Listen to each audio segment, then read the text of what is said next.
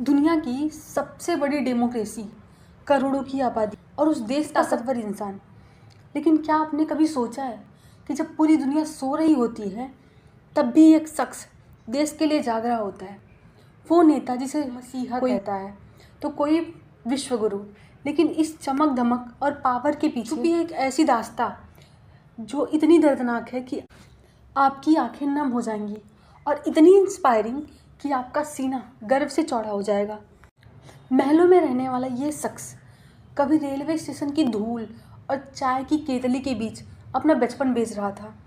आज inspiring world with प्रिया हम पर्दा उठाएंगे नरेंद्र दामोदर दास मोदी की उस जिंदगी से जो आज तक किसी ने खुलकर नहीं बताई। तैयार हो जाइए एक ऐसे सफ़र के लिए जो वेदनगर की गलियों से शुरू होकर दिल्ली की तहत तक पहुंचाता है। 17 सितंबर 1950 गुजरात का एक छोटा सा कस्बा वेदनगर, एक मिट्टी का घर जहाँ न बिजली थी और ना ही सुविधाएं। दामोदर दास और हीराबा के घर तीसरी संतान ने जन्म लिया। नाम रखा गया नरेंद्र। घर की हालात ऐसी थी कि 2 वक्त की रोटी भी मुश्किल थी। छोटी सी उम्र में जब बच्चे खेलते हैं, नरेंद्र अपने पिता के साथ वेदनगर रेलवे स्टेशन पर चाय चाय की आवाज़ लगाते थे। क्या आपने कभी सोचा है वो नन्हा सा बच्चा गर्मी हो या ठंड गरम केतली उठाए ट्रेन के पीछे भागता था। उस वक्त उनके पास पहनने के अच्छे कपड़े नहीं थे, लेकिन उनकी आंखों में एक ऐसी चमक थी जो कहती थी, मैं इस गरीबी में मरने के लिए पैदा नहीं हुआ हूँ। स्कूल में उनके पास किताबें नहीं होती थी, लेकिन दिमाग इतना कि बड़े बड़े टीचर्स दंग रह जाते थे। वो स्कूल के नाटकों में भाग ले भाषण देते, मानो किस्मत उन्हें तभी से बड़े मंच के लिए तैयार कर रही थी।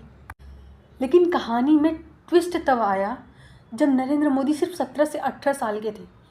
दुनिया उन्हें संसार में बांधना चाहती थी, लेकिन उनका मन कहीं और था। एक दिन बिना किसी को बताए उन्होंने अपना घर छोड़ दिया। सोचिए, एक नौजवान लड़का, जेब में 1 रुपए नहीं, कंधे पर एक झोला और निकल पड़ा हिमालय की बर्फीली वेदियों में। 2 साल तक नरेंद्र भटकते रहे, कभी रामकृष्ण मिशन, कभी बेलर मठ।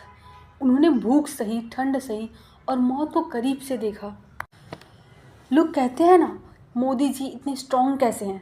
इसका जवाब उन 2 सालों में छुपा है। जब एक इंसान पहाड़ों की तन्हाई में खुद से मिलता है तो वो डरना छोड़ देता है। हिमालय से जब नरेंद्र वापस लौटे तो वो बेटे के या भाई के रूप में नहीं, बल्कि एक सन्यासी के रूप में लौटे थे, जिसका परिवार अब पूरा देश बनने वाला था। घर वापस आने के बाद भी उन्होंने आराम नहीं चुना। वो अहमदाबाद गए और आरएसएस के प्रचारक बन गए। जानते हैं उनका काम क्या था? ऑफिस में झाड़ू लगाना, बर्तन साफ करना और सबके लिए चाय बनाना। जिसने इतनी मेहनत नीचे से की हो, उससे भला कोई ऊपर से कैसे गिरा सकता है? असली इम्तिहान आया 1975 में। देश में इमरजेंसी लग चुकी थी। पुलिस बड़े नेताओं को जेल में डाल रही थी। नरेंद्र मोदी को पकड़ने के लिए पुलिस पीछे पड़ी थी, लेकिन वो उस्ताद निकले, कभी सरदार बनकर तो कभी सन्यासी बनकर। वो पुलिस की नाक के नीचे से निकल जाते और लोकतंत्र के लिए चिट्ठियाँ पहुँचाते।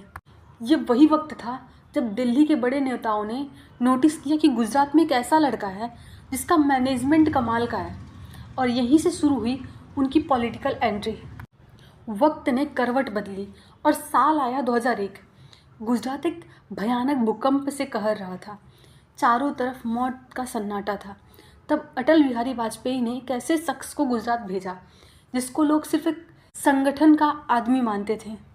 7 अक्टूबर 2001 नरेंद्र मोदी ने पहली बार सीएम की शपथ ली, लेकिन रास्ता फूलों का नहीं, कांटों का था। कुछ ही महीनों बाद गोधरा कांड हुआ। पूरा देश जल उठा। मीडिया, विपक्ष और यहाँ तक कि विदेशी ताकतों ने उन्हें घेर लिया। उन पर इल्ज़ाम लगे, उन्हें मौत का सौदागर कहा गया। लेकिन मोदी ने क्या किया?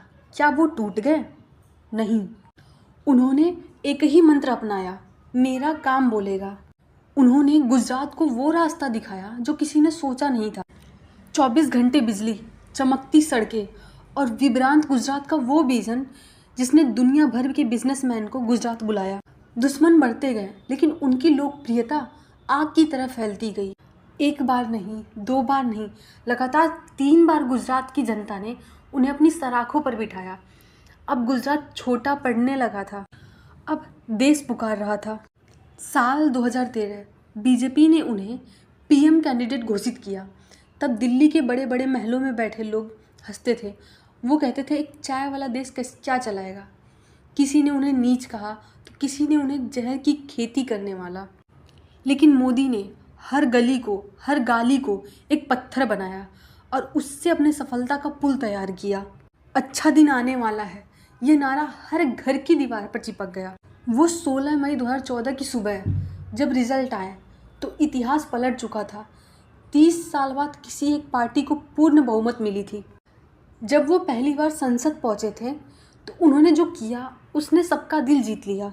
उन्होंने संसद की सीढ़ियों पर सर झुकाकर प्रणाम किया और कहा, मैं प्रधानमंत्री नहीं, प्रधान सेवक हूँ। डिजिटल इंडिया, स्वच्छ भारत, उज्ज्वला योजना, उन्होंने उन गरीब मानों के आंसू पोंछे जिनके घर में चूल्हा जलने पर धुआं भरता था। उन्होंने दिखाया कि अगर नीयत साफ हो तो देश बदल सकता है।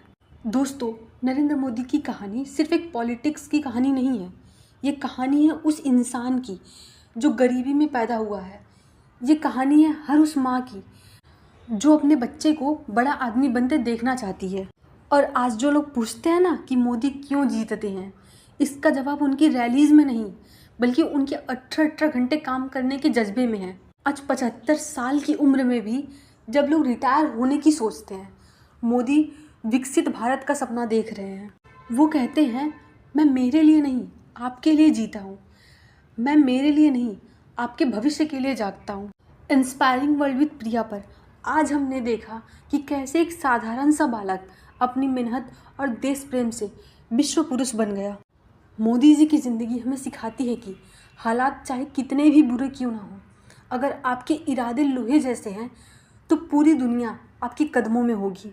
तो दोस्तों, कैसी लगी आपको नरेंद्र मोदी जी की ये कहानी? क्या आपको भी लगता है उनका संघर्ष आज के यूथ के लिए इंस्पायरेशन है? कमेंट में अपनी राय ज़रूर दें और जय हिंद लिखना ना भूलें। मिलते हैं अपने अगले वीडियो में, तब तक के लिए स्टे इंस्पायर्ड।